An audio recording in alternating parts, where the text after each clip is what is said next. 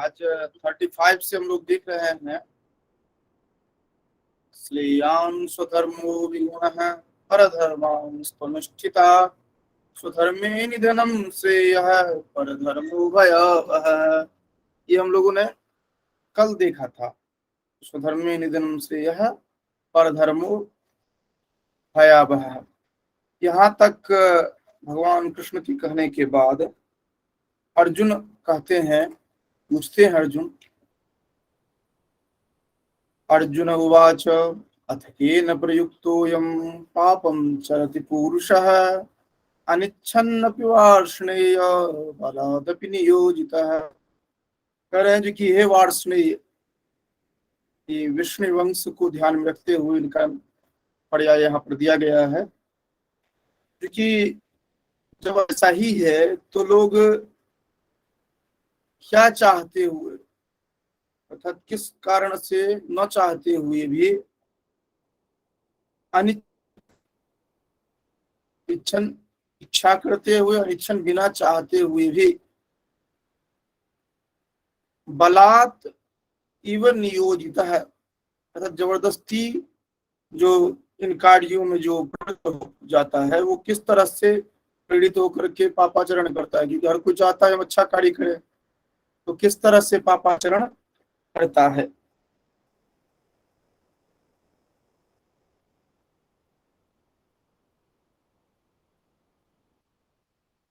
अब भगवान कृष्ण कहते हैं काम एष क्रोध एष रजोगुण समुद्भवः महासनो महापाप्मा विद्येन्नमिह वैरिणम्।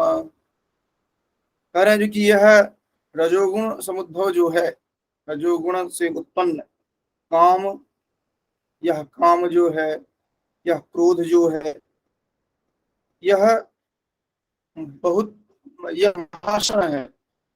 आसन का अर्थ होता है भोजन करना, महासन का अर्थ होता है जो जो अधिक भोजन करने वाला हो, अर्थात बहुत अधिक भोग करने वाला हो, कभी भी तृप्त न होने वाला हो, महाशनः। महापापमा, और ये महापापी है। महापापी मतलब जो ही भोग की ओर, लिप्सा की ओर जाएगा तो यह उन पापाचरणों में जाएगा ही जाएगा। एनम विद्धि विद्धि एनम वैरिणम, इसीलिए इसको क्या करो कि तुम वैरी समझो, इस पर चिंतन जो है नहीं करना चाहिए। ये है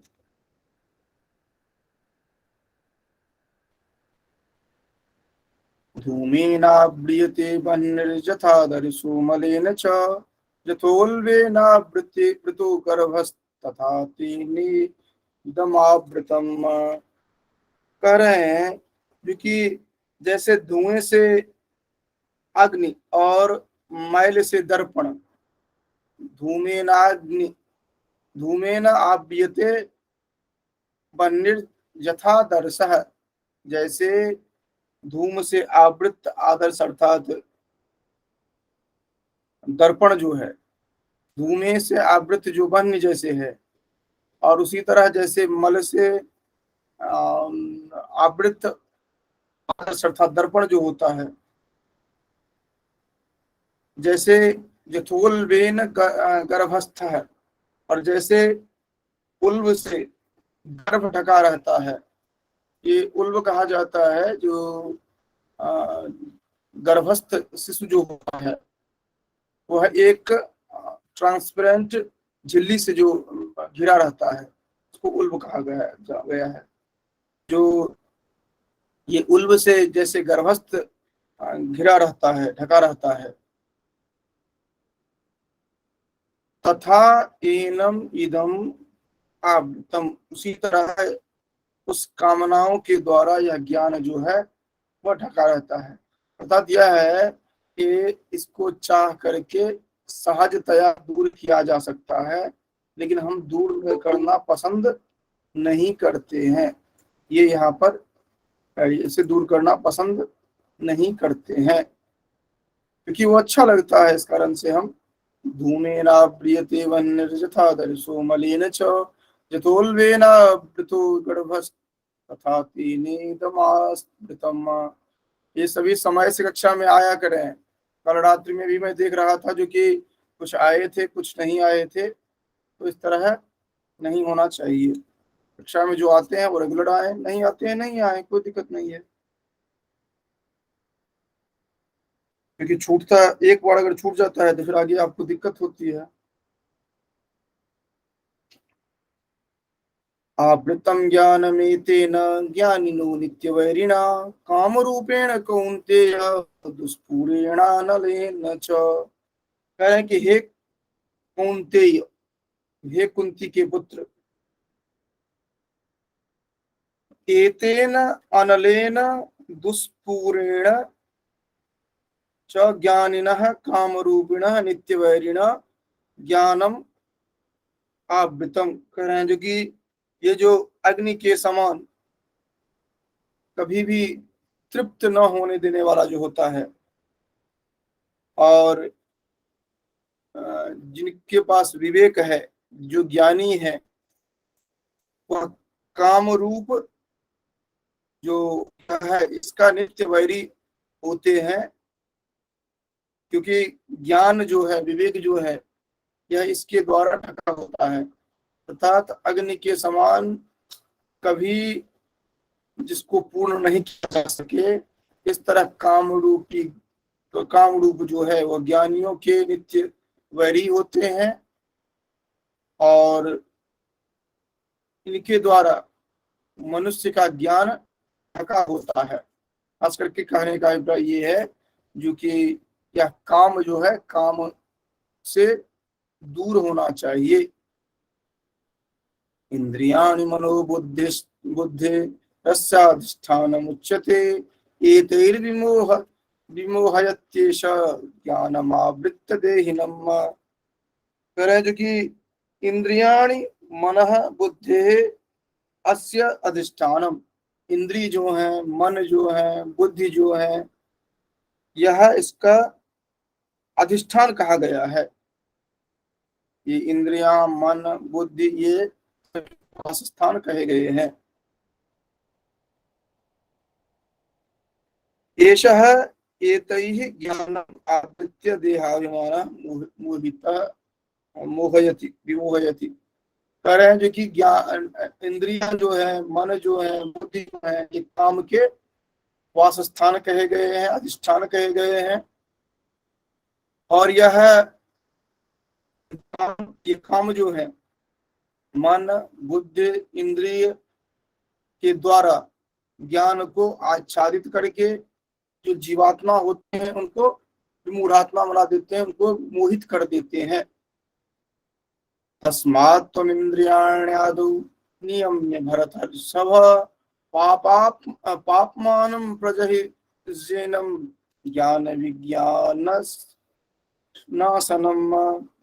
करें इसीलिए, तस्मात्, इसी कारण से, हे भरतर्षभ, भरतर्षभ का अभिप्राय है भरत कुल में उत्पन्न ऋषि। इस तरह भरत में श्रेष्ठ, ये अर्थ आएगा इसमें। हे भरतर्षभ, क्या करना चाहिए? तुम सर्वादौ, तुम आदौ, सबसे पहले तुम क्या करो? इंद्रियाणि नियम्य, इंद्रिय जो है उनको नियमित करके, नियंत्रित करके, एनम ज्ञान विज्ञान नाशनम, जो ज्ञान विज्ञान के नाश करने वाले हैं, इनको क्या करें? पाप प्रजहि, ये जो महान पापी है, इनको बलपूर्वक तुम मार डालो, नाश कर डालो, संपन्न कर डालो। देखिए, इसमें ज्ञान विज्ञान दो टर्म आया है। तो यहाँ पर एक हो गया शास्त्रीय ज्ञान, एक हो गया तात्विक ज्ञान। दो अर्थ यहाँ पर दिया गया है। विज्ञान का अभिप्राय जो है होगा यहाँ पर, वह तात्विक ज्ञान से होगा यहाँ पर।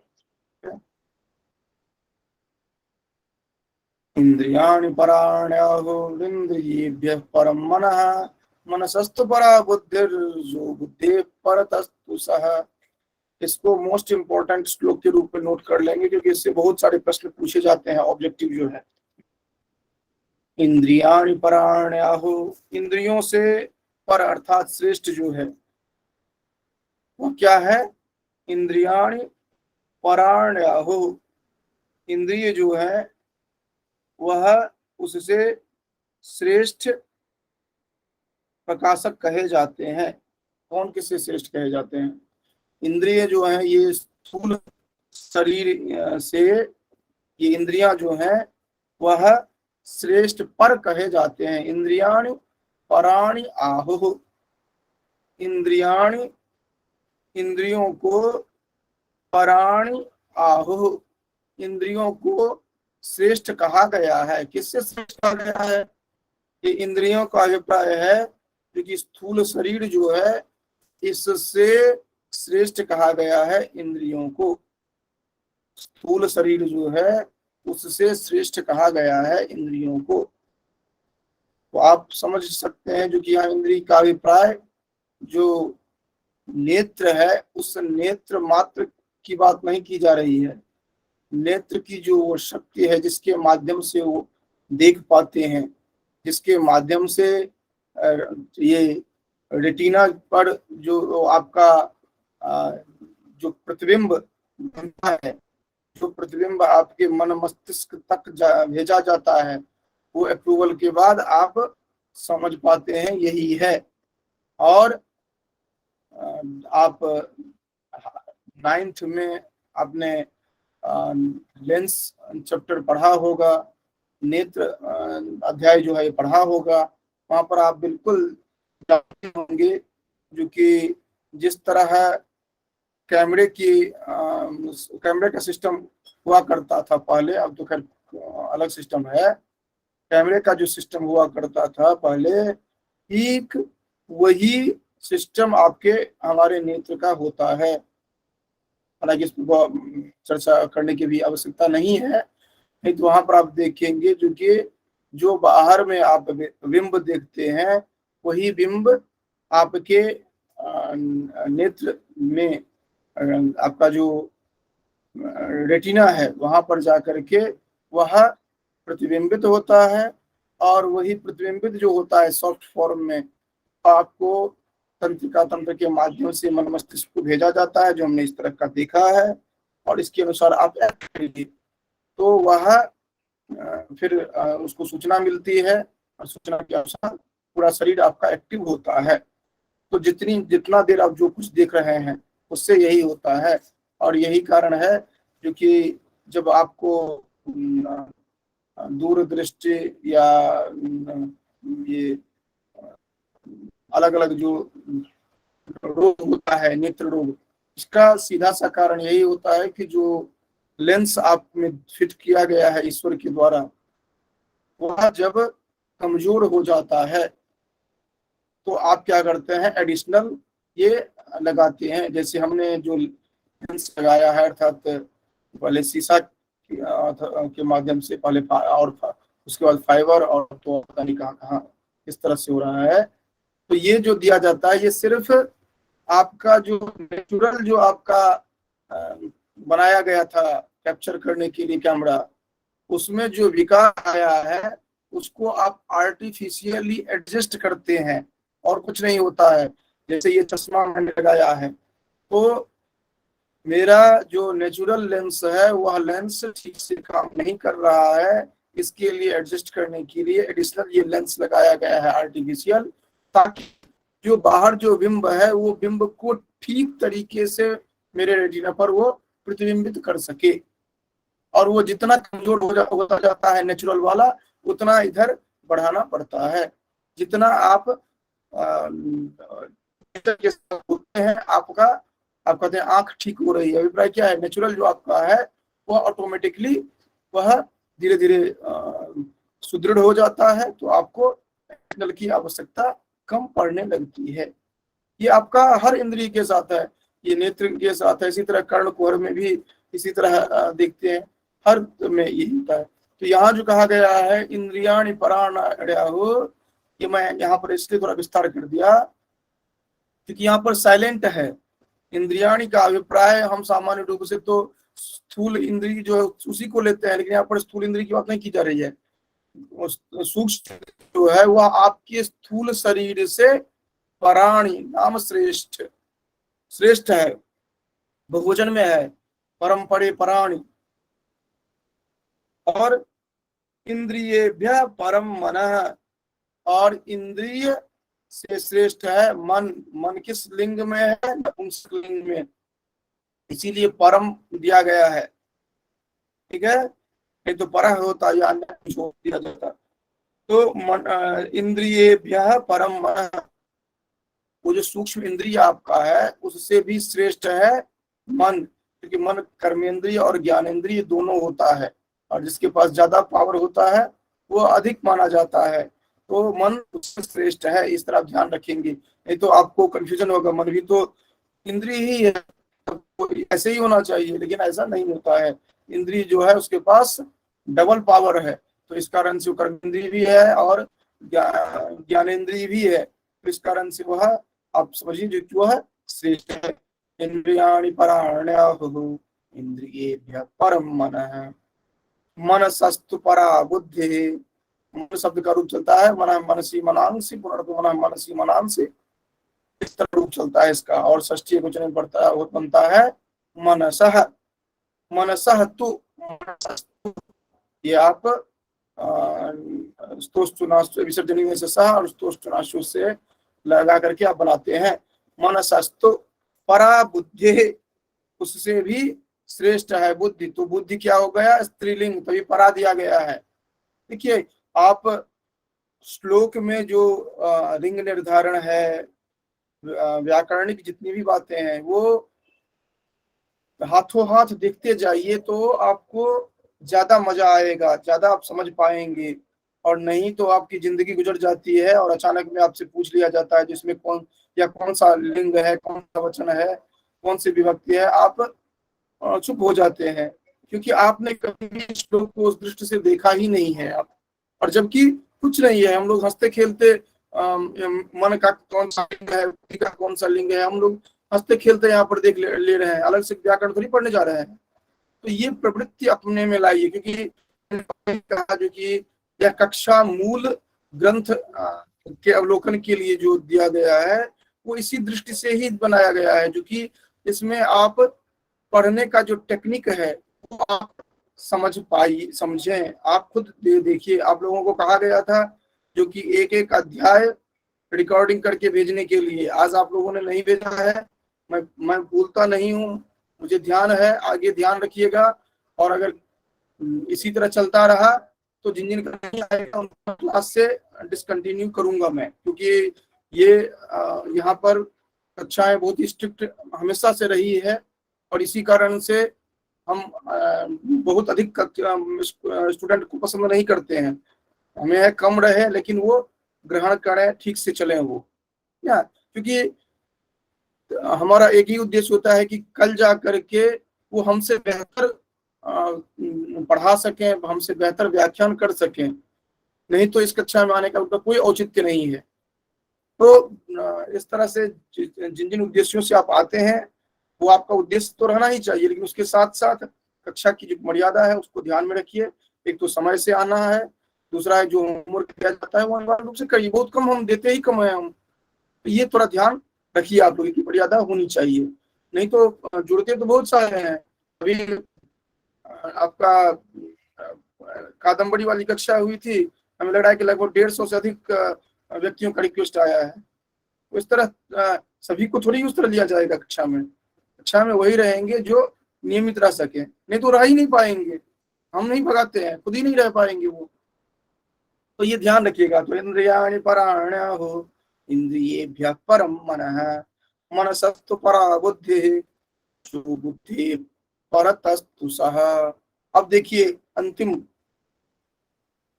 जो बुद्धि और जो बुद्धि से भी परे है अर्थात श्रेष्ठ है,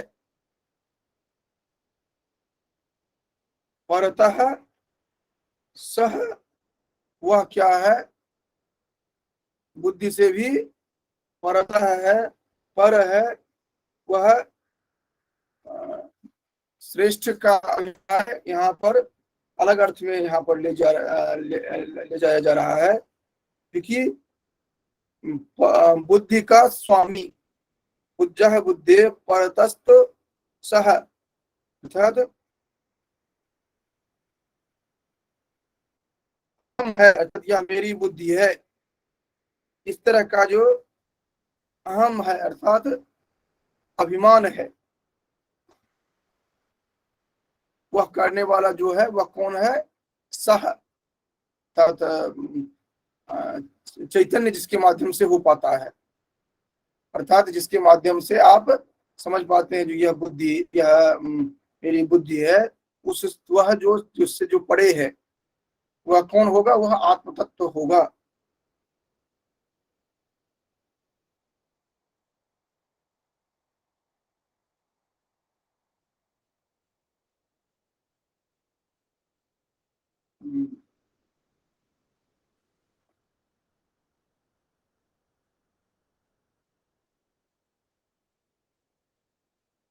देखिए, यहाँ पर ये जो श्लोक है, इस श्लोक का अलग अलग ग्रंथों में आपको अलग अलग अर्थ मिलता है ना। ये इसको आप नोट करके रख लेंगे, इसको थोड़ा और डेप्थ में हम लोग देखेंगे कल, क्योंकि एक ग्रंथ जो है, एक ग्रंथ बता रहा है जो कि बुद्धेह परतस्तु सह, परतस्तु सह का अर्थ एक ग्रंथ जो ले रहा है वह काम को ले रहा है, और दूसरा जो ये है ग्रंथ जैसे साधक संजीवनी आदि, यह काम को ले रहा है। यहाँ पर आप देख रहे हैं जो कि आत्मा अर्थ को लिया जा रहा है, ठीक है। तो अब आपको कंफ्यूजन ये नहीं होना चाहिए जो कि एक तो काम ले रहे हैं, एक आत्मा ले रहे हैं, तो ये दोनों कैसे कैसे हो सकता है? तो इन दोनों में सामंजस्य है, वही हम बताएंगे अगले दिन, क्योंकि कोई एक अर्थ लेकर के आप अर्थ नहीं यहाँ पर निकालेंगे। अगर आप यहाँ पर आत्म तत्व लेते हैं, बुद्धि से परे आत्म तत्व है, अगर आप ये कहते हैं तो अर्थ तो आ रहा है, लेकिन सह आत्म तत्व के लिए यहाँ पर नहीं आ सकता, क्योंकि आत्मन जो है वह पुल्लिंग में आपको नहीं लाते हैं। दूसरा यहाँ पर है कि अगर आप आत्म तत्व मानते हैं तो एवं बुद्धे परम बद्ध्वा, बुद्धि से पड़े जो है उसको बांध करके, बुद्धवा उसको जान करके, और अगर काम ही होगा तो काम को जान करके आप इस तरह करेंगे, अपने आप को आप समझने का प्रयास करेंगे, तो ये अर्थ तो आ जाएगा। लेकिन यहाँ पर जो ये परस्तस्तु सह जो है दिया गया है, इसको हम थोड़ा और कल ठीक से समझेंगे। तो आज हम यहीं तक रखेंगे, और ये ध्यान रखेंगे जो कि यहाँ पर अर्थ लिया जाएगा आत्म तत्व ही, लेकिन वो काम से कैसे इसको कोरिलेट करेंगे, ये हम लोग अर्थात 42-43 को एक साथ कल हम सीखेंगे। तो आज हम इस कक्षा को यहीं तक रखते हैं।